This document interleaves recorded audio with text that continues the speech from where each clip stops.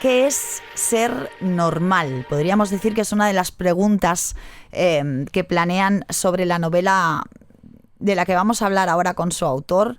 Se llama Las normas de la locura, que se transgreden absolutamente, las de la normalidad también, pero es verdad que es algo que creo que nos hemos preguntado todos en algún momento. Bueno, es que yo soy normal. Bueno, ¿normal qué es? Bueno, es que se sale de lo normal. Bueno, y por ahí va un poco la cosa, ¿no? Por esa pregunta que luego conviertes en un thriller. Diego González Segura, bienvenido a Todos Somos Sospechosos, un placer. Muchas gracias, Laura. Me ha parecido muy original el planteamiento de las normas de la locura, no solo por los 3 personajes que vamos a conocer ahora, también vamos a dar algunas pistas, sino por lo que nos haces a los lectores, que no puedo explicar. Es que no lo puedo contar, porque si no la destripo. Pero hay que leerla. Pero sabes que nos pegas unas buenas sacudidas. Bueno, la intención también es poder disfrutar, ¿no?, de la historia, que el lector pueda atravesar la historia, pueda meterse dentro del mundo de estas personas con alucinaciones. Ya desde la premisa básica, ¿no?, que claro, la gente con alucinaciones crónicas vive con esto todos los días, sí. Le cuesta diferenciar en lo que es real de lo que no, y claro, y si hay algo que acecha, ¿no?, a los protagonistas, claro, este es el planteamiento, ¿no? Si realmente, pues, cómo pueden distinguir entre lo real o lo imaginario que están viviendo. Bueno, tú como por profesión también, tenemos que decir que esto es tu primer thriller. Bienvenido al género y al mundillo de los autores negrocriminales, etcétera, pero que tú por profesión conoces bastante lo que es, ¿no?, el funcionamiento de la mente humana, que por otro lado siempre te ha atraído. Bueno, durante la carrera ya tienes contacto, muchísimo contacto. Es médico experto en farmacología, exacto, clínica, etcétera.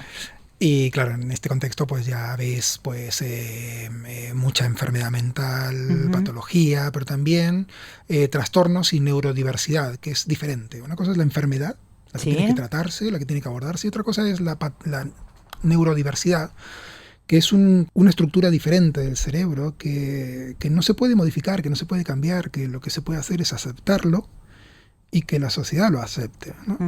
Esto entra mucho ahora mismo, pues el Día Mundial de la Salud Mental, y se va a hablar mucho de esto, hay muchas condiciones que pasan más por aceptar que por curar, y que ahora consideramos que están fuera de lo normal, pero que probablemente con el tiempo las vayamos integrando y que vayamos entendiendo que es parte de todos nosotros. Los trastornos mentales son mucho más frecuentes, desafortunadamente. Sí, cada vez más, puede ser o no. Bueno, o simplemente estamos empezando a aceptarlos más. Yo creo que hay muchísima gente que esto lo sufre en silencio.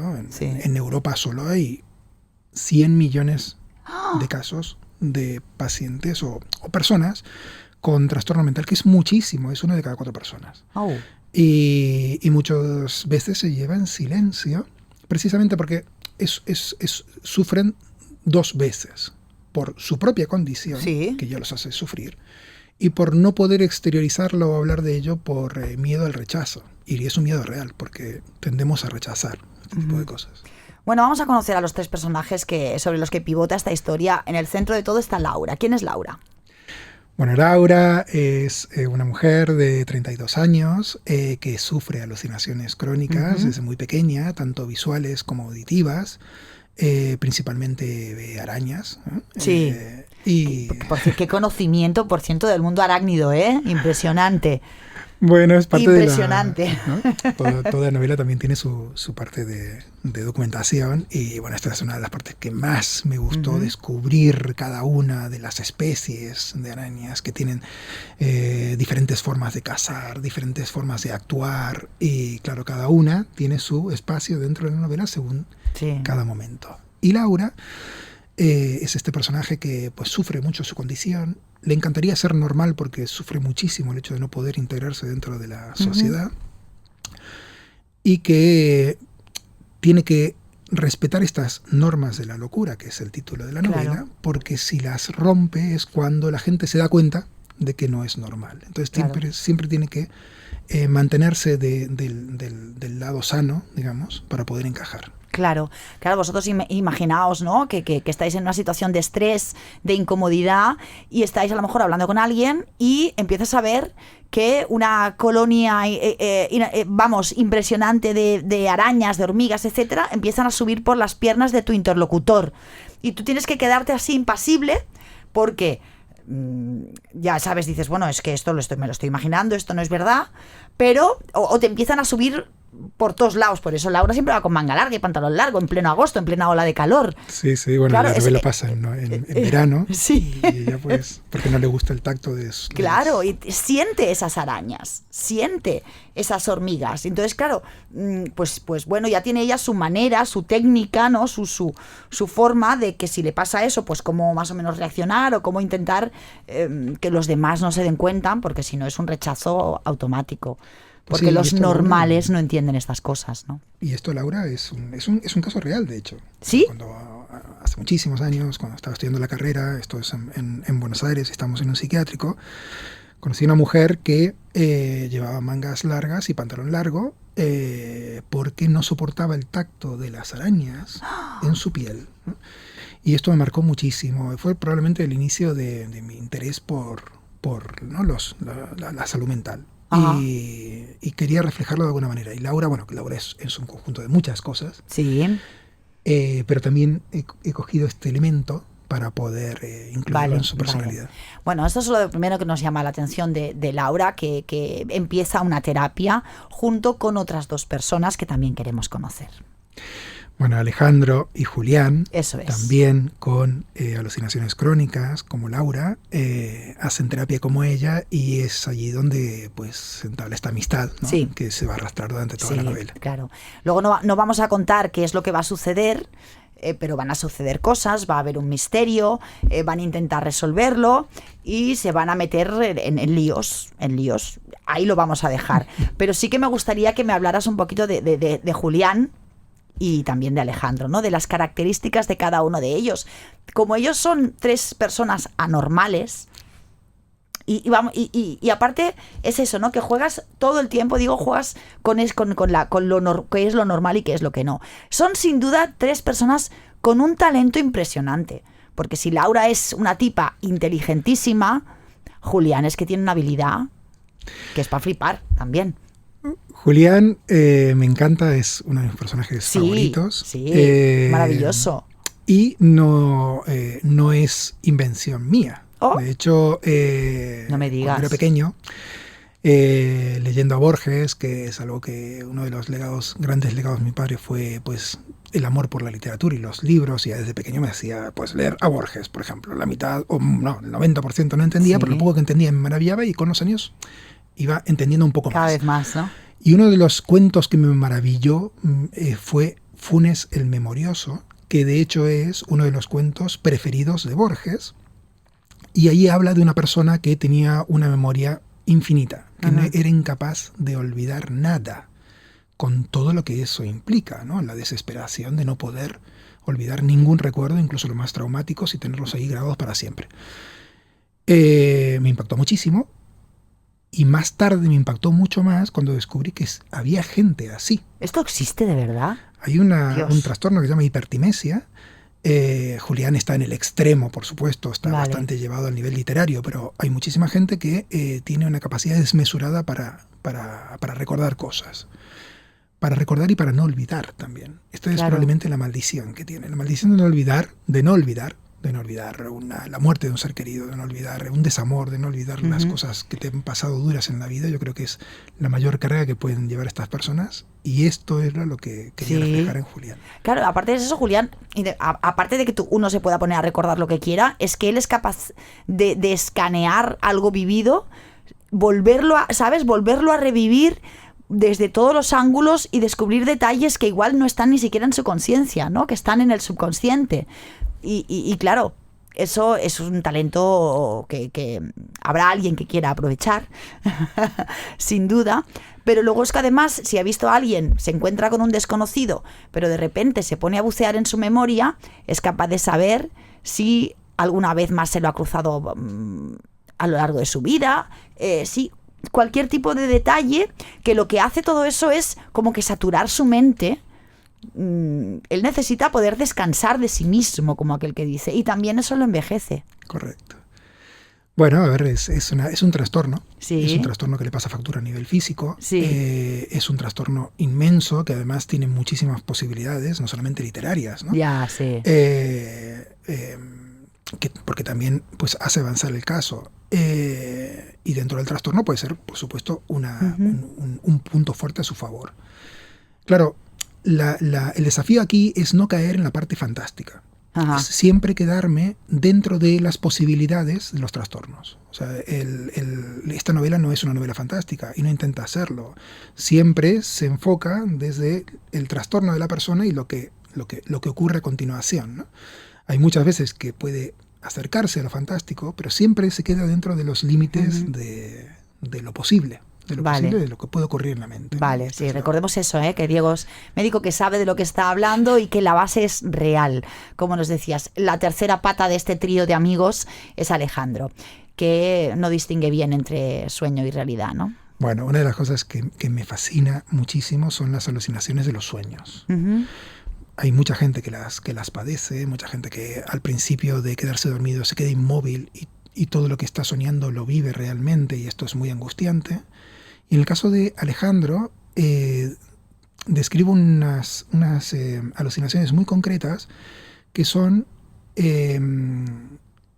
aquellas que se integran dentro de la memoria. Alejandro es incapaz de separar lo que es un sueño de lo que ha ocurrido. Wow. Entonces, claro, todo esto le pasa muchísima factura porque sueña cosas que no han pasado o cree que está viviendo cosas que son un sueño, claro, al final no sabes. Y claro, y da muchísimo juego literario, por supuesto, y también está dentro de la normalidad. O sea, todo lo que describo en la novela está dentro del paraguas de lo que es posible, ¿no? Y claro, lo que comentábamos, ¿no? Anormal.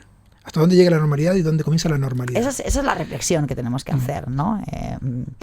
Porque sin duda estos tres personajes, cada uno con su particularidad, luego son personas completamente talentosas. Lo que pasa es que, bueno, pues no encajan en una sociedad en la que lo normativo tiene tanto peso. Pero es que, bueno, ya sabéis, para cualquier cosa, los cuerpos no normativos, las mentes no normativas, ¿no? Parece que normal, que es algo así como ser anodino, que es un aburrimiento, es lo que triunfa y es lo que vale. Y lo que haces es cuestionarte eso también.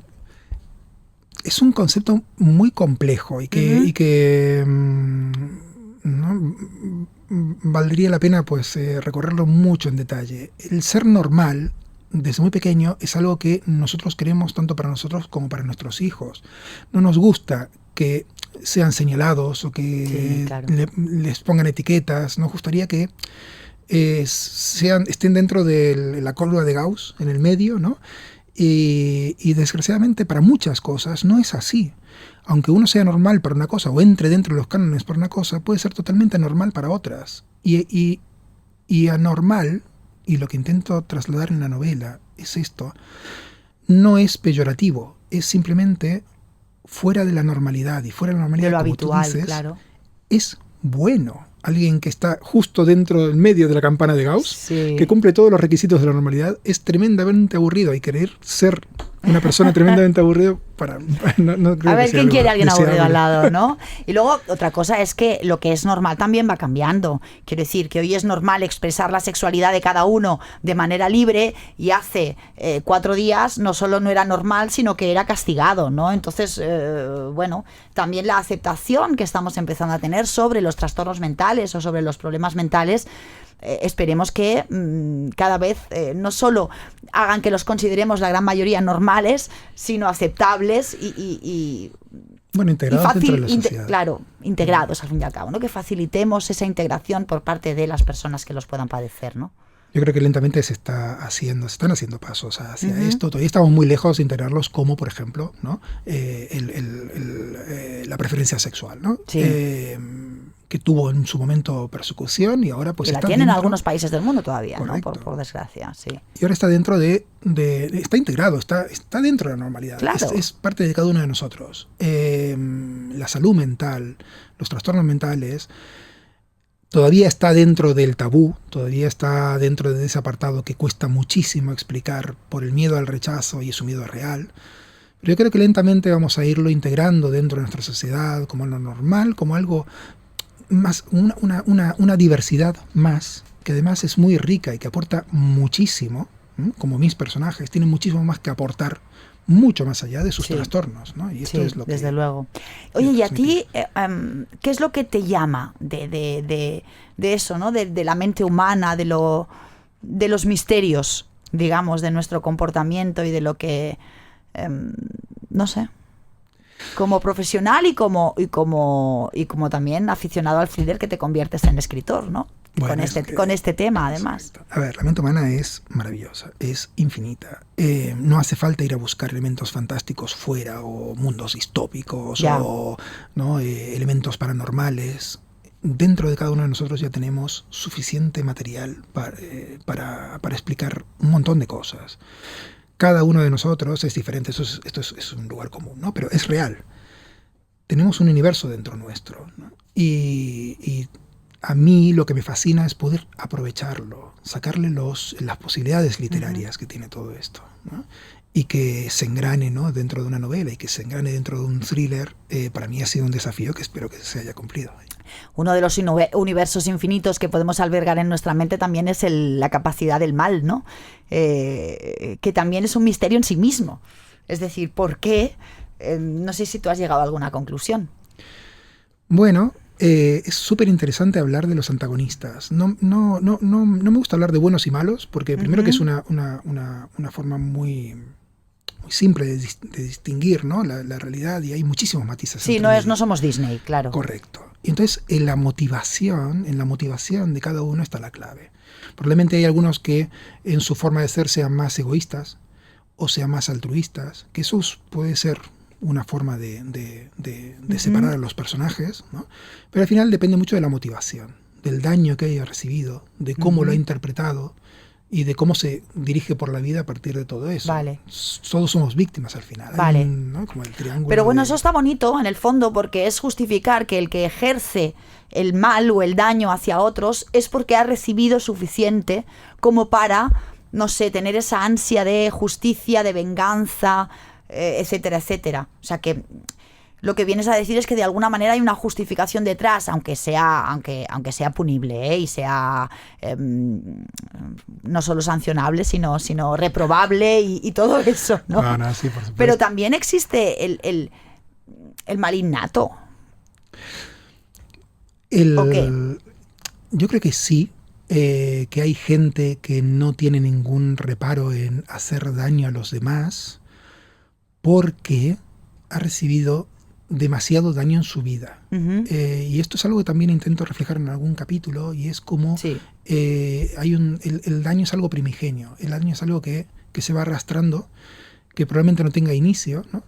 y que siempre se va replicando y se va magnificando. Y no es una forma de justificar a los personajes, es una forma de darles sentido. A mí me encanta la motivación de los personajes, buscar el porqué de cada cosa. Un personaje sin motivación es un personaje vacío, es un personaje que está allí. Por ejemplo, un antagonista que está haciendo daño porque sí. ¿Por qué? Porque está loco. Vale, perfecto, es una buena justificación, no porque es un fanático religioso o lo que sea. Pero se puede ir mucho más allá a la hora de justificarlo, de buscarle la motivación. ¿Por qué tiene este fanatismo, ¿no? ¿Por qué ha llegado a ser quien es de adulto? ¿Qué le ha pasado de niño? ¿Cómo lo han tratado sus mayores? Volviendo al concepto de normalidad, normalizamos aquello que vivimos de pequeños. Exacto. Entonces, sí, eso sí. Al final repites modelos a veces, ¿no? Y dentro de una novela, identificarse, una de las cosas más interesantes en una novela, por ejemplo, de thriller o negra, es cuando eres capaz de empatizar e identificarte con el antagonista. Vale. Con el protagonista es muy fácil. Sí. Es el héroe, el que está intentando resolver el crimen, pero empatizar con el antagonista es más complejo, requiere otro tipo de enfoque y es muy interesante. No significa que uno quiera ser asesino, por ejemplo. Pero empatizar con la motivación de esa persona es una herramienta dentro de la novela que es muy potente. Oye, Diego, tengo que decirte que eres de los porteños con menos acento que he conocido en mi vida.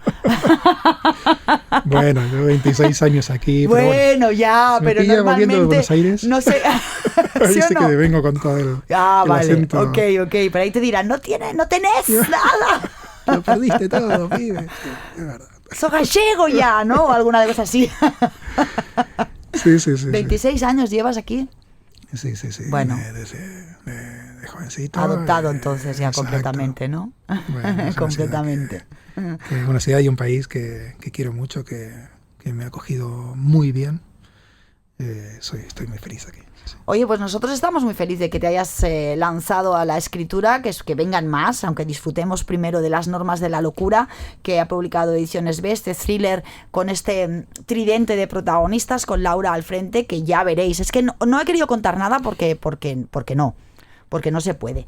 No se puede, hay que descubrirlo por una misma, por dónde les lleva la terapia, qué es lo que le pasa a Laura con respecto a su pasado que hace que todos indaguen, qué otro personaje aparece en escena, y a partir de ahí nada, que os sumerjáis en este mundo de realidad, de ficción, de sueño y sobre todo de laberinto mental también, que creo que es una aportación interesante en el género negro, ¿no? Porque bueno, la locura y los límites o no, todavía está mucho por explorar en la literatura. Uh-huh. Hoy un placer que hayas venido a Todos Somos Sospechosos, Diego. Laura, muchísimas gracias. Gracias a ti.